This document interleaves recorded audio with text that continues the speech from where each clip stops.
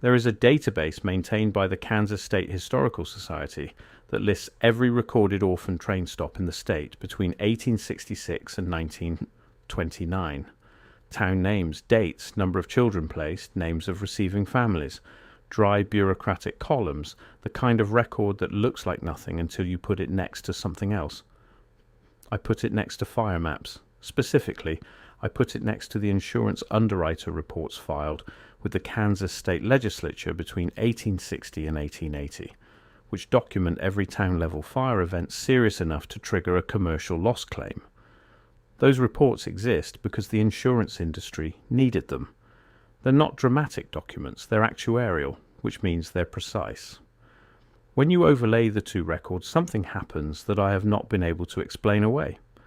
The orphan trains did not go to thriving towns. They did not cluster around established farming communities with stable tax bases and growing populations.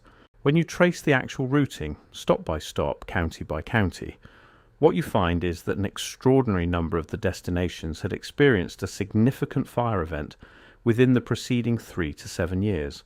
Not every stop, but enough stops that the pattern stopped feeling like coincidence somewhere around the 4th state I checked. I want to be careful about what I am and am not claiming. I am not claiming that Charles Loring Brace sat in a room and deliberately routed trains to burn towns on a map. I am claiming that the data does not support the story we have been told about what the orphan trains were actually for. And those are two very different claims. The official history is one of the more emotionally legible stories in American social reform. Brace founded the Children's Aid Society in 1853 after walking the streets of Lower Manhattan and documenting what he described as an army of street children, somewhere between 10,000 and 30,000, depending on which account you read. His solution was removal. Get the children out of the corrupting urban environment, place them with wholesome rural families where clean air and honest labour would produce useful citizens. Between 1854 and 1929, roughly 250,000 children made that journey. The story has been told as philanthropy so many times that the philanthropic framing has become invisible, the way water is invisible to fish. But Brace was not primarily a humanitarian. He was an economist. His 1872 book, The Dangerous Classes of New York, is not a tract about child welfare. It is a tract about urban labour surplus and social control. Brace was explicit that the street children represented what he called a dangerous criminal class in formation, and that the threat was not to the children, but to the social order. The program was designed, in his own words, to drain off this population before it could organize, radicalize, or cost the city money in institutionalization. That framing matters enormously when you look at where the trains actually went. In 1871, Fresno County, California lost approximately 40% of its agricultural infrastructure to fire. Orphan train stops in Fresno County began appearing in placement records within 4 years. In 1873, a fire complex across 3 counties in central Illinois destroyed grain storage and killed between 12 and 20 farm workers, a number difficult to pin down because the workers were seasonal migrants whose deaths were not consistently documented. Orphan train stops in those same counties appear by 1876. In 1874, a fire that started in a textile warehouse moved through a residential district in Macon, Georgia, and displaced an estimated 400 families. Children's Aid Society placement records show Bibb County, Georgia, receiving orphan train children beginning in 1877. I checked Michigan, I checked Indiana, I checked Missouri and Nebraska and Minnesota. The pattern holds. There is an obvious counter-argument, and I want to address it directly because it is the first thing a reasonable person thinks. Towns that had recently burned were towns in active rebuilding phases. Rebuilding phases needed labour. If you were routing trains toward places that could absorb children into working households, you would naturally weight toward places with labour deficits, and places that had recently lost workers to fire or displacement would show up disproportionately in any routing that was even vaguely economically rational. That argument is correct. And it is also the argument I am making, because that argument means the orphan trains were a labour routing operation wearing the costume of a child welfare programme. And those are not the same thing. A child welfare programme asks whether the child was placed in a safe and loving home. A labour routing operation asks whether the destination received an adequate number of workers at an acceptable cost per unit. The Children's Aid Society's own records suggest which question they were actually asking. Brace's organisation tracked placements not by well-being outcomes but by something he called industrial absorption, a metric that measured whether the child had been integrated into productive labour within the receiving household. Letters sent back to the Society from receiving families were evaluated based on whether the child was working and whether the family considered the arrangement satisfactory. Not whether the child was healthy. Not whether the child was educated. Whether the arrangement was satisfactory to the family. The families were the customers. Who funded the operation that served those customers? This is where the paper trail gets uncomfortable. The Children's Aid Society received substantial support from New York's merchant and manufacturing class throughout the 1860s and 1870s. Names that appear repeatedly in the donation ledgers include representatives of the railroad industry, specifically the Erie Railroad and later the New York Central, both of which had direct economic interest in the Western and Midwestern territories where the trains were being sent. The railroads did not charge full fare for the orphan train cars. They offered deeply discounted rates that amounted to near subsidization. Railroads actively developing land grants in underpopulated territories were subsidizing the transport of labour to those territories, disguised as charity. I found a document I want to describe carefully because I am working from a transcription and cannot verify the original at present. It is referenced in a 1947 academic paper on the orphan train movement published in a Missouri Historical Review journal, and it is described as an internal Children's Aid Society operational memo from approximately 1869. The memo, as quoted in the 1947 paper, discusses routing considerations for the following year's placements. The language, as transcribed, includes a phrase about prioritizing communities exhibiting conditions favorable to absorption, with conditions favorable to absorption defined as recent population loss, active reconstruction, or demonstrated shortage of juvenile labor. Conditions favorable to absorption. That phrase was written about children. The 1947 paper that quotes this memo treats it as a straightforward administrative document. The author does not appear to find the language remarkable, which tells you something about 1947, and something about the century of framing that had already made the language invisible. The children who arrived were not told where they were going.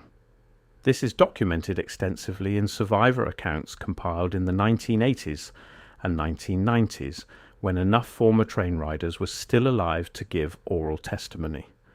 They were told they were going to good homes in the country. What almost none of them were told was the destination town, the name of the receiving family, or any information that would allow them, if the placement was bad, to contact someone outside the immediate community. This was not an oversight. The Society's placement guidelines, revised in 1868 and again in 1876, explicitly instructed agents not to provide children with information about alternative contacts or complaint mechanisms until the placement had been deemed stable. Stable was defined as one full agricultural season, which meant that if a child arrived in spring and the placement was brutal, they had until autumn before anyone was obligated to check on them. Children who ran from bad placements were legally categorized as vagrant, returning them to exactly the institutional pipeline they had been extracted from. They had no legal standing to refuse the placement. They had no legal standing to contact their biological families, most of whom had been told that contact would harm the child's adjustment. The system was closed. I have been trying to find a single documented instance where a Children's Aid Society placement agent raised an objection to routing children to a recently burned town. not to the practice as a whole, just one agent writing that this community lost its adult workforce to fire and that the children were being sent as replacement labour rather than as children receiving homes. I have not found that document. What I have found is a letter from 1882 written by a placement agent named Catherine Sellers working a route through central Iowa. Sellers writes to her supervisor about a town she had visited and was now being asked to revisit for a second placement cohort. She notes that the children from the first cohort were well occupied but not schooled beyond the minimum, and that several boys were performing labour she would describe as intensive for their ages. She asks whether it is appropriate to continue sending children to this community. Her supervisor's response is 3 sentences. He acknowledges her concern. He notes that the receiving families have expressed satisfaction with the arrangements. He instructs her to proceed. Satisfaction of the receiving families. That was the metric.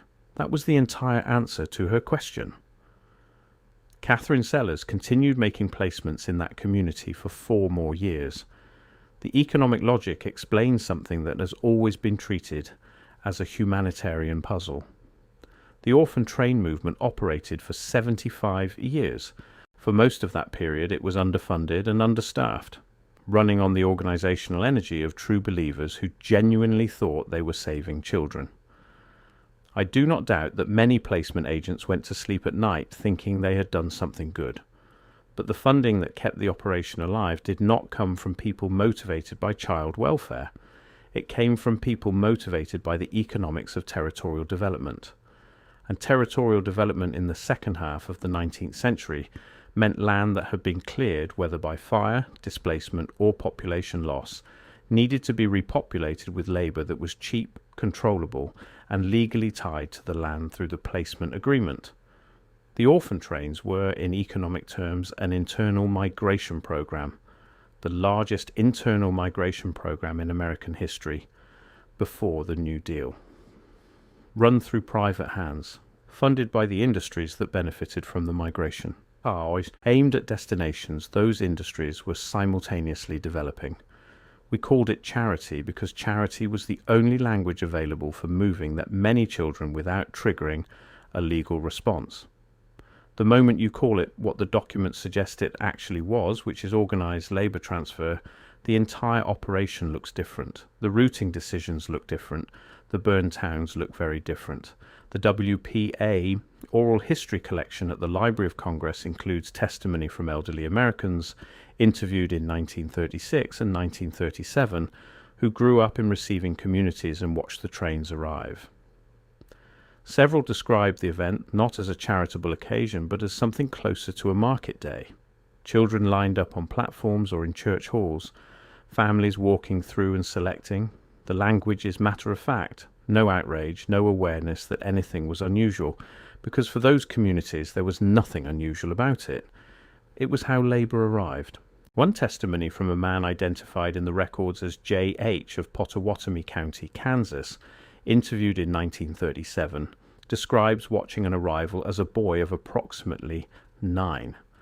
He says the bigger boys were the ones the farmers wanted first. The smaller ones waited longer. One boy, younger than him, sat on a trunk for most of the afternoon and was still sitting there when his family left. He does not know what happened to that boy. That boy, if placed that day, would have spent his childhood in Pottawatomie County, working land that had been through at least 2 significant fire events in the preceding decade. He would have had no recourse if the placement was bad. He would have had no address where a biological family could be reached because the society did not provide that information. He would have grown up with a savoured past and a present defined entirely by the labour needs of the family that selected him from a church hall in a burned and rebuilding county. He would have had grandchildren. Those grandchildren would have been told a family story that began, for all practical purposes, with an arrival, a trunk on a platform, a farm in Kansas, no before. The Orphan Trains are taught as a well-intentioned but flawed experiment in child welfare. The well-intentioned framing is doing significant work in that sentence. It asks you to evaluate the program by the intentions of its most idealistic participants rather than by the structure of its funding, the logic of its routing, or the experience of the children it moved. The structure of the funding pointed toward territorial development interests. The logic of the routing pointed toward labour deficit communities, and those communities had, with a frequency that exceeds statistical coincidence, recently lost population to fire. The experience of the children included legal mechanisms that made bad placements inescapable, information control that severed them from their pasts, and performance metrics that measured their value to receiving families rather than their welfare as children. Those three facts together are not a story about well-intentioned failure. They are a story about a system that worked exactly as its economic architecture required it to work. The burned towns needed labour. The cities had surplus children that the merchant class found threatening. The railroads needed western territories populated enough to support freight revenue. The Children's Aid Society needed funding. 4 problems, 1 solution, dressed in the language of rescue. The insurance underwriter reports are in the State Historical Society archives. The Children's Aid Society records are held at the Social Welfare History Archives at the University of Minnesota. The railroad subsidy agreements are in the Interstate Commerce Commission records. The WPAI oral histories are at the Library of Congress. None of these documents are hidden. They have been available for decades. They have simply never been placed next to each other on the same table and read in sequence. I placed them on the same table. And what I read does not match the story in the textbook. The burned towns were not accidents in the routing. The burned towns were the point, and the children who arrived on those platforms, selected from church halls by farmers who needed their hands, never knew enough about where they had come from to ask the question that would have unravelled the whole arrangement. Where did you find us? And why here? And why now? The documents know the answer. The children never did.